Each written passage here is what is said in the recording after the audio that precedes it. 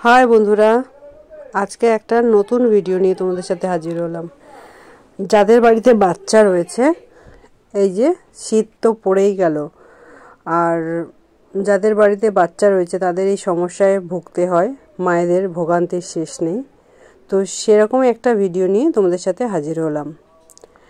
এটা হলো একটা ঘরোয়া রেমেডি।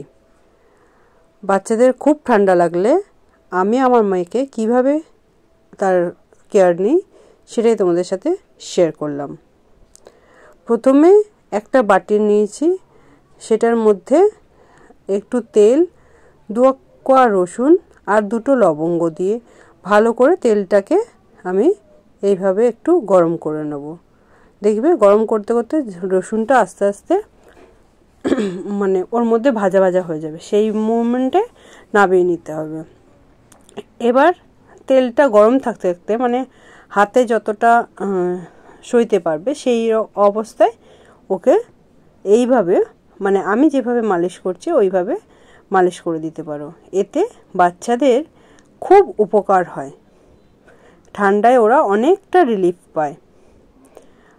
মানে বুকে, তারপরে হাতের চাটুতে, পায়ের তলায়, তারপরে পিঠের শিরদাঁড়া থেকে পিঠটা পুরো মানে এইভাবে ভালো করে মালিশ করে রাত্রিবেলা ওকে আমি ঘুম পাড়াই।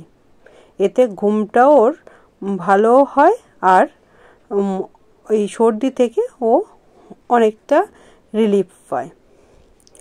তো এই ঘরোয়া টিপসটা আমি তোমাদের সাথে শেয়ার করলাম। জানি না তোমরা কতটা উপকার পেলে। তো আমি যেভাবে মেয়েকে কেয়ার করি সেটাই তোমাদের সাথে দেখাতে চেষ্টা করেছি মাত্র। আমার মেয়ে এতে খুব রিলিফ পায়।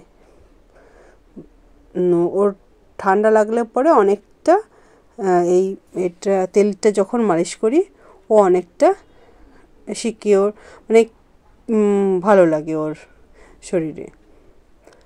তো যাই হোক, যদি তোমাদের এই ভিডিওটা দেখে কোনো উপকার পাও বা মানে ভালো লাগে তাহলে অন্য তোমাদের কোনো বন্ধুবান্ধবকে শেয়ার করতে পারো যদি ভালো লাগে।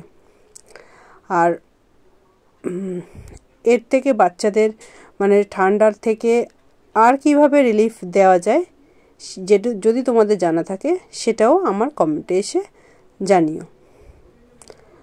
তো এইভাবে পায়ের তলায় ফলায় ভালো করে আমি ওকে মালিশ করে ঘুম পাড়াই। এতে অনেকটা ওর কিওর হয়েছে, অনেকটাও রিলিফ পেয়েছে। তো দেখো, আমি করছি বলে তোমাদের করতে হবে এমন কোনো কথা নেই। আমি কি যেটা করছি সেটাই তোমাদের সাথে শেয়ার করলাম। এইগুলো হচ্ছে ঘরোয়া টিপস। তো প্রথমেই বললাম আমি এইভাবেই করি। যদি এর থেকে আর কিছু তোমাদের জানা থাকে তো প্লিজ কমেন্টে জানিও। আর ভিডিওটা কেমন লাগলো অবশ্যই কমেন্ট করে জানিও।